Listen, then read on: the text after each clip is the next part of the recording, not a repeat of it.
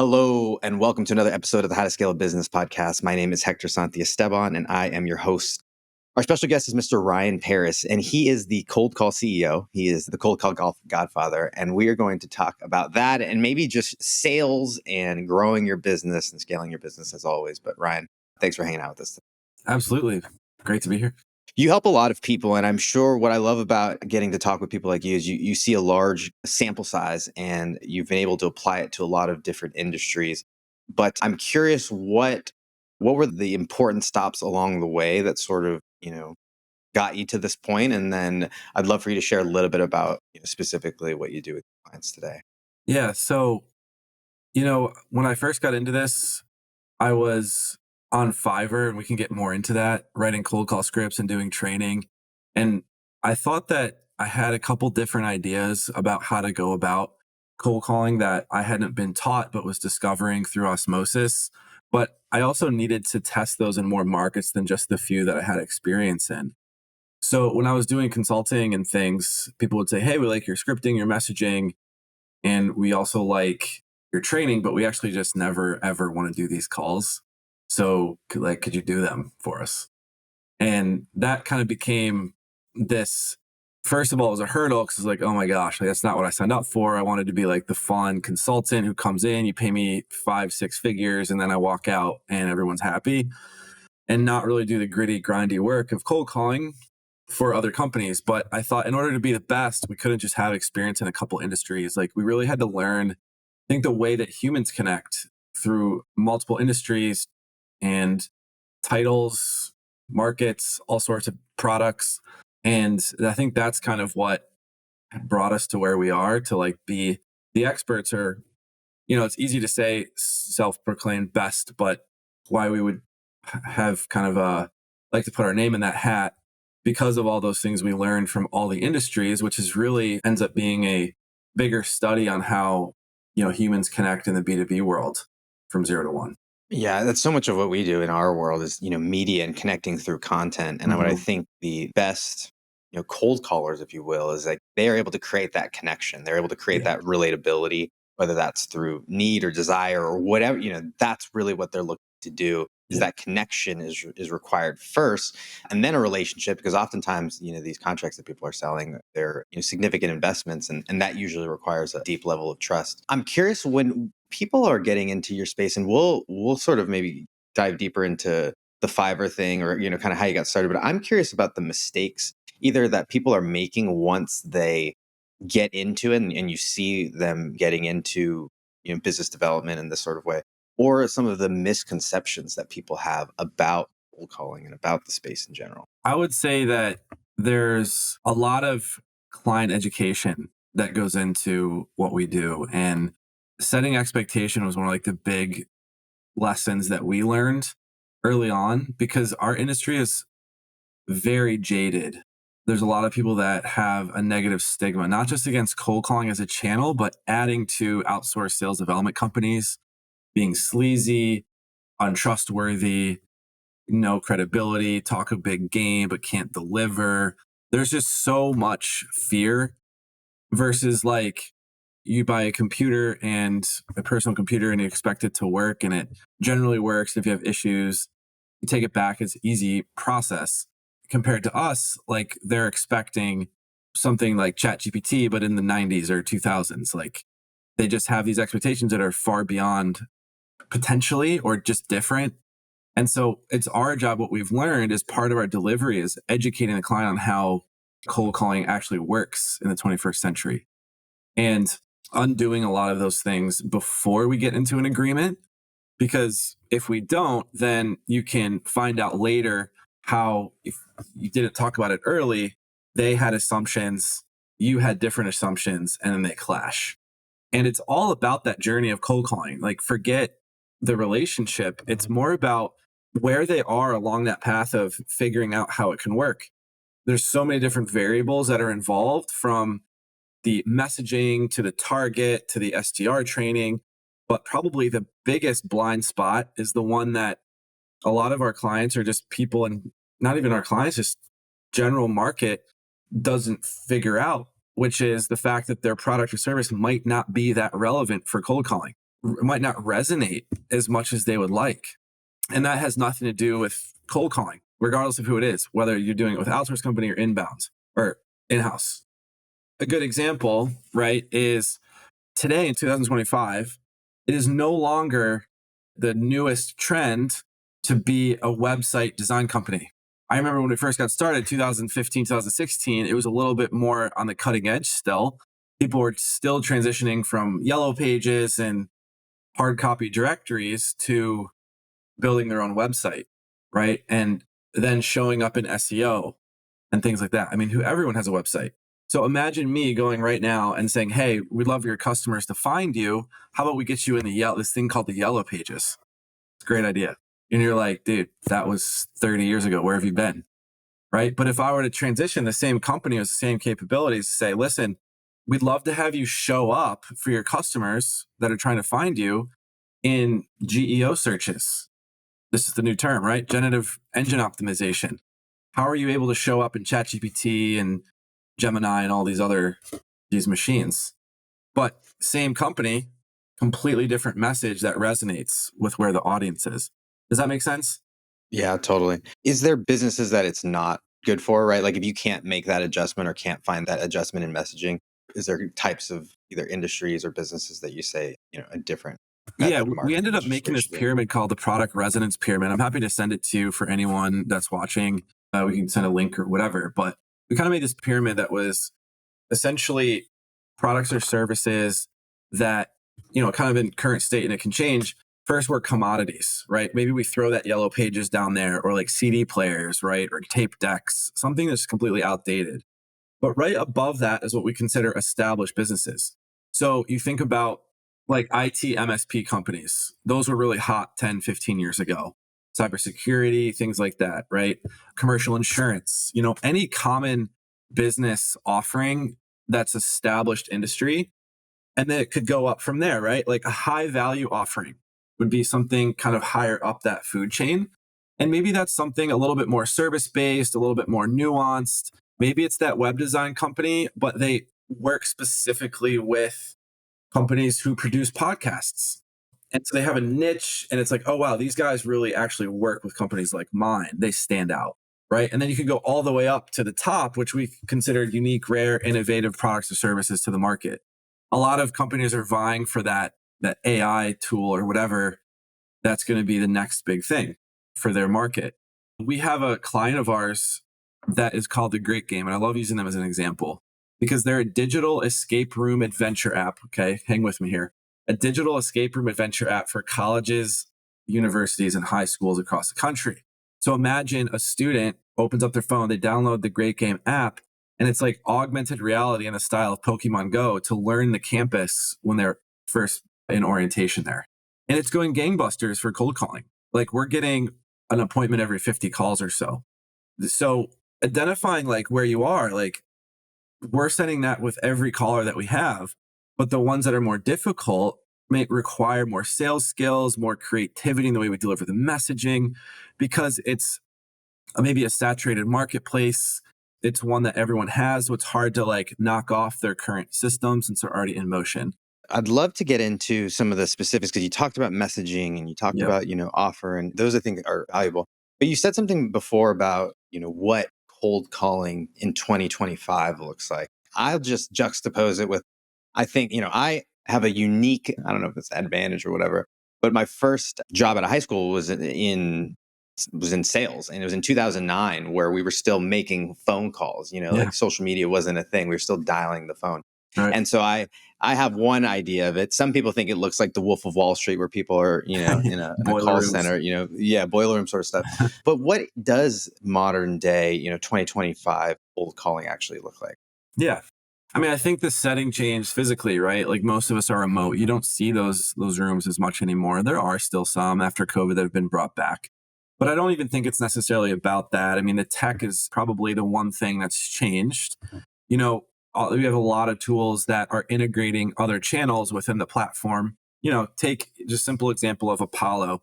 You can build a list within the platform, call and email all together within, 5-10 minutes. You can find a target list, set it up, and start calling and emailing right from there. And so I think technology's changed. So you have all these different types of dialers. It's not that dialers have been completely different in the last 10 or 15 years, but you have like manual all the way up to power or auto dial. Okay, so sequential dials, but automatically calling the next one once you're done with one. And then up to predictive dialers where they're calling 5 or 6 at one time. And so whoever answers, they talk to that person, but then the other 5 are hung up on. As well as agent assisted, or there's all sorts of other little nuances to that. But some of those things are like the technology and how we're going about it with tech. But I also think that conversation has changed a little bit. I don't think it's as fast.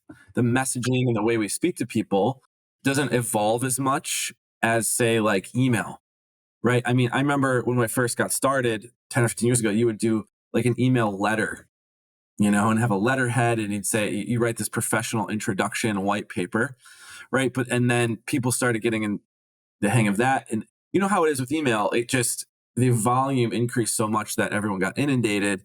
So it went from a full paper to 250 words down to 150 to 75. And then now it's like a one line or a text.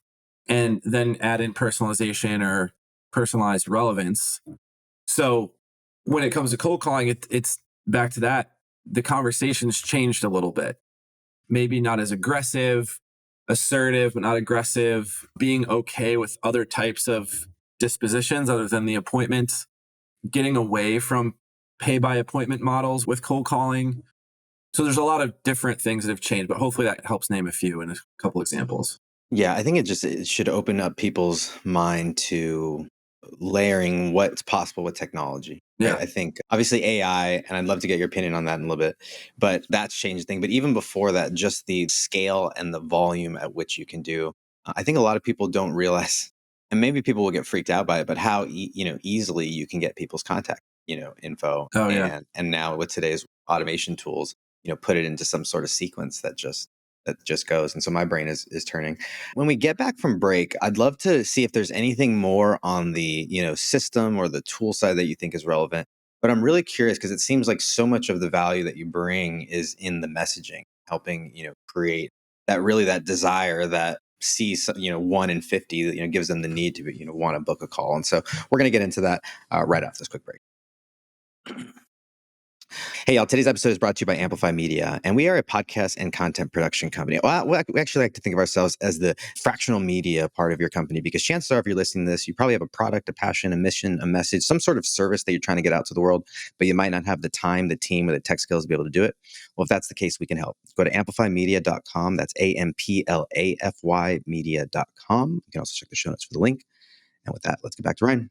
So Ryan, I'll let you choose. I read my first lit RPG. I'm in the middle of I'm in the middle of my second one, and so it's like choose your own adventure back when we were young. Uh-huh. And I'll let you dictate where this goes because I'm curious if you think that there's more to talk about in the systems and the methodology of what you guys do, or if you think that so much of the secret sauce is really in the messaging and how you position what it is that you guys are selling. I would say that latter part there for sure. I would go in that direction because I think it's a lot easier to talk about tech and systems and automations that can help us, and also blaming it on our quality of our campaign on the list. And I need better data. I need better titles. I need those types of parts that are truly important. But I don't think salespeople realize the lack of education they have on how cold calling works to produce the type of quality that's taken us years for us to see, and then we continue to improve upon. I think people assume that because they have the gift of gab, not only can they set appointments, but that they can scale it or teach other people their style, and they assume it's just going to work if they do exactly as they do. And when you're looking at a company's messaging and if you're going to take over, are there certain things that you're looking to see? Obviously product market fit is going to be a huge thing, but once it's there, is there a checklist or is there sort of a diagnostic that you sort of look at? And what might be some of those elements that business owners can look to dial in? So we look at cold calling from what we consider the 4 elements of cold call success model. So we train our account strategists on it, and they're anything that you can consider a variable within cold calling specifically fall under these 4 variables, which are: one, like I've mentioned before, product relevance, probably the biggest mover out of the 4, because what we've seen is more product relevance, the easier it is for people who aren't as skilled at cold calling to have success with it, which means it's very product forward. Another one is target market accuracy, how well not only the industries are targeted, but how good the data is. So to those folks who are data heavy, it's important. Number 3 is messaging strength, how well that product relevance is then wordsmithed in a way that resonates with the audience that you're talking to. And that's a factor. And then lastly is SDR fit, how well they're trained, how well that dialect or accent can hurt or help a marketplace, the personality type, are they more direct, kind of that mid-Atlantic, Northeast direct approach, or more of a Southern draw, or softer style, more passive. All those things matter. So those are kind of the 4 things to think about when you're kind of developing a campaign. Yeah, I would imagine that a lot of our listeners are pretty, established in sort of what they sell.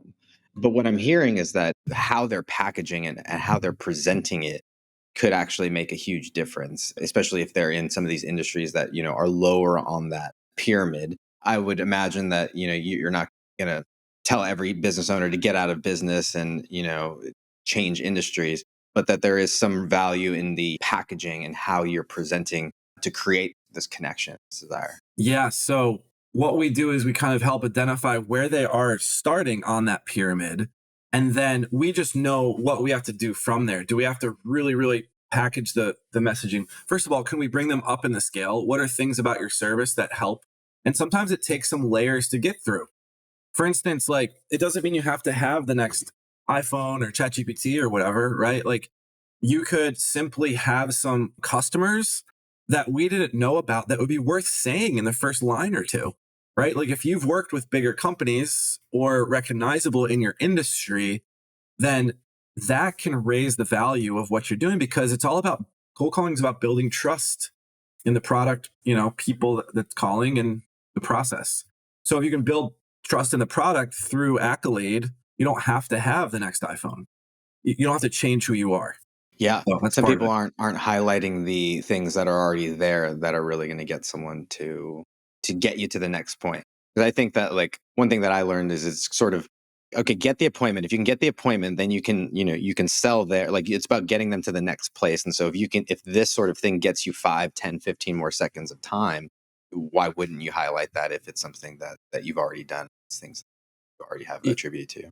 And that's right. I think we say that there's 3 main objectives to a cold call. One is to, yes, sell the next step, but first, so sell the next step of a meeting, but first you have to spark interest in the product or service you're offering so that they actually show up to the thing. It's one thing to get someone forced into a meeting, which is a lot of reasons why we get these pay by performance.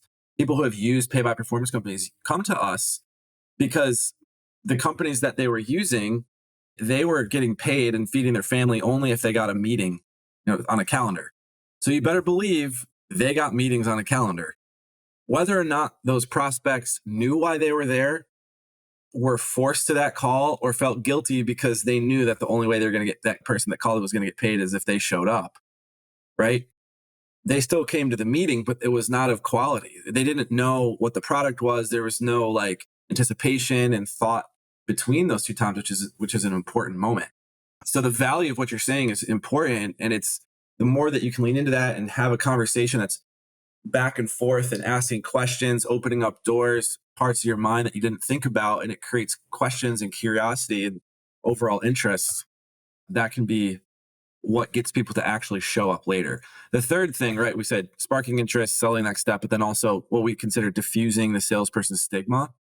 So that's more or less like not making it feel like a sales call.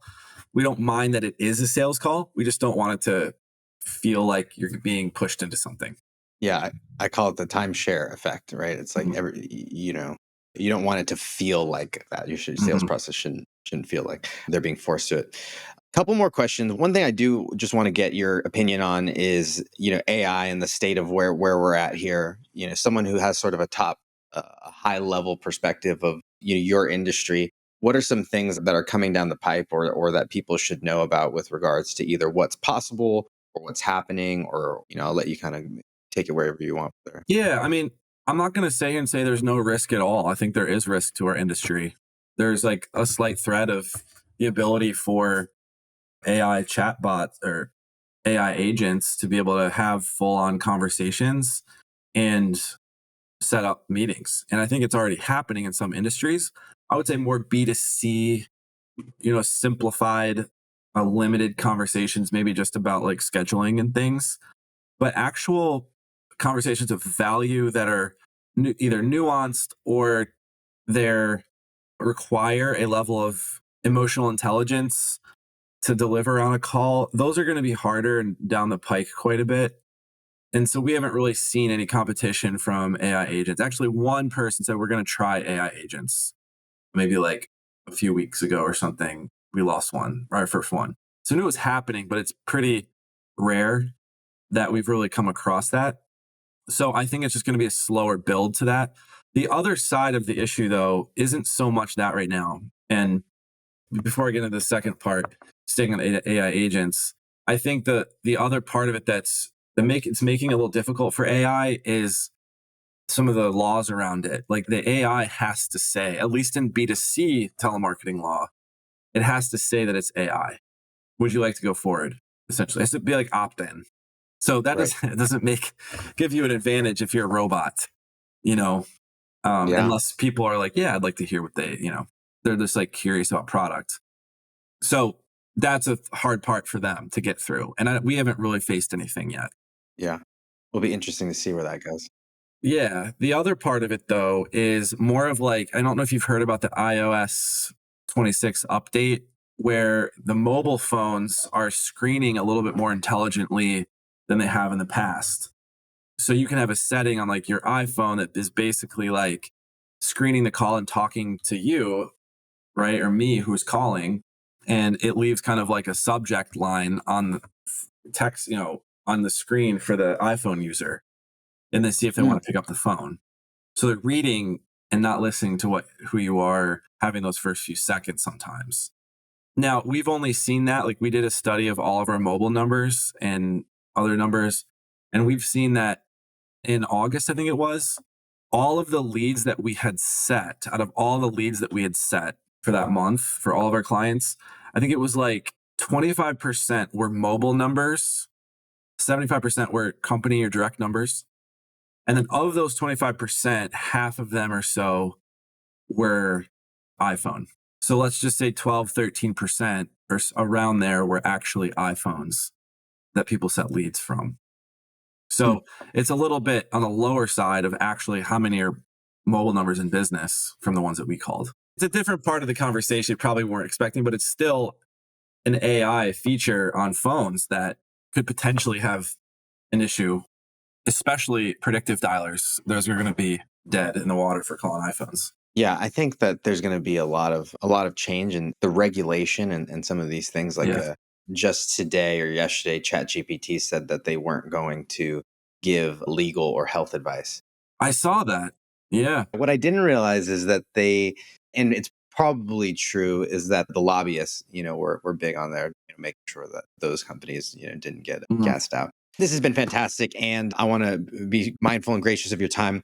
Ryan, I have two questions left. The first is, you have a lot of different ways that people can get involved with you. You've got a book, you've got a ton of information, education out there, and then some ways that people can go and work with you directly. Where's the best place for people to go if they want to get more involved or go deeper in your world?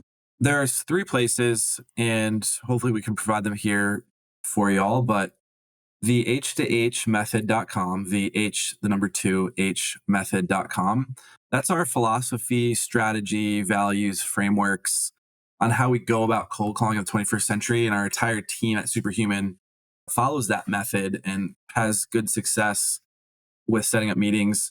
I'll kind of share some places you can hear our team, but that's a place you can get the book. There's a course on cold calling all our team members have to take that we offer to the public. There's some cold call education on our 5 frameworks. So think of it as the strategic templates that we use, and you can input product service knowledge in there. We have an AI script tool called Suede. So it was built with the power of AI, but combined with our methodology. So when you're writing scripts, it considers the methodology within it and creates a scripting kind of platform for you instead of having to just use Google Docs or something. Also, superhumanprospecting.com. That's our premium outsourced SDR service. We do list building, calling, and emailing with all USA based team members. And we do compliant dials. We're doing just manual dials right now, but we're going to be doing compliant auto dials next year. Also, we do quick cold calls. So this is kind of a bite-sized cold calling service if you're a small business or an AE even, and you want to try out an alternative to, say, freelancers. That's a great option as well. It's the same call team, streamlined service.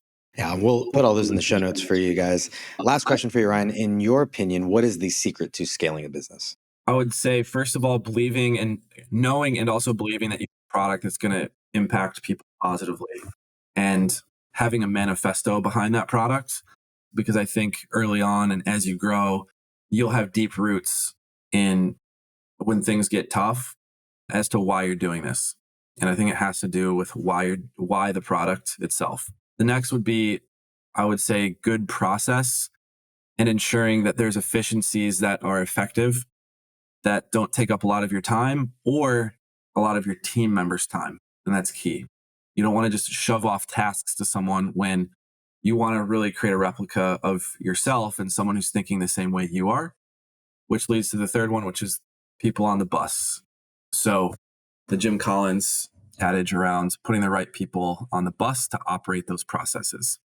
And that takes time as well.